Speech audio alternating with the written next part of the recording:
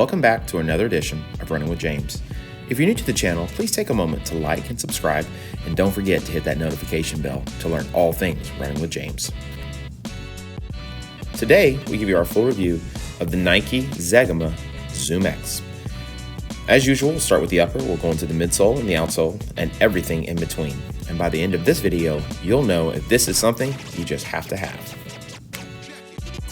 Starting with the upper, Nike is providing an engineered mesh upper with protective skins and an ankle gaiter. Now, I found that this was actually a very comfortable upper. The fit is great, plenty of room in the toe box, and the volume of the shoe is really good, so I'm not having any rubbing with my toes or anything like that.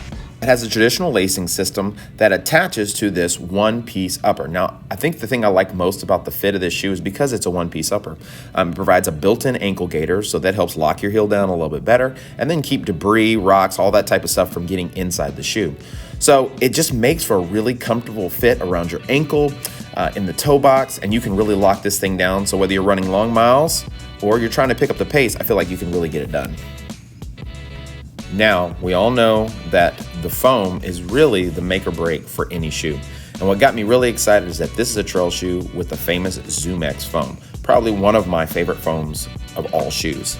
Now, usually when you have a higher stack height like this shoe has, with the 37.5 millimeter stack height in the heel and 33.5 in the forefoot, giving us that 4 millimeter drop, usually that higher stack can kind of make that ZoomX a little bit uneasy. But I feel like they may have changed the density of the foam just a little bit because you don't feel that. It has a very wide platform, so you have a really good amount of stability, whether you're turning, jumping, running, whatever you're doing in the shoe. You feel stable, you feel secure, but because you've got that ZoomX foam, you're feeling bouncy, you feel light almost to an extent. I mean, it's 10.5 ounces, but the shoe just works with that foam. So whether you're running the longer miles, which I've gotten up to about a 13-mile long run on the trails in this shoe, or you're doing something a little shorter, it works. It works really well. How about that outsole? Nike's offering their full-length lugged outsole with multidirectional pattern.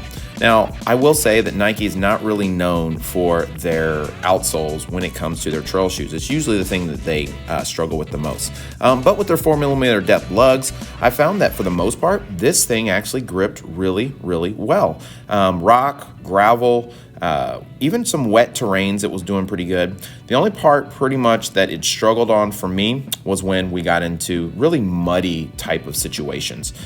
So loose rock was okay. Even wet rock worked really well. And then pretty much any trail that we're going to be on here in Texas was no issues, except for when it rained really, really bad. So if you're looking for something that's got a good amount of grip on pretty much every terrain but super muddy terrain, this is going to be a good shoe for you. There's no guesswork here, guys. You can tell I love this shoe. I run trails so much more now since I've had this shoe just because I love putting the shoe on. So for us, this shoe is a must-have. Thank you for coming in today. If you enjoyed the video, please make sure to like it, subscribe, and share it with the people that you love. We'll catch you next time on Running with James. Remember, when you change your mind, you can change your life.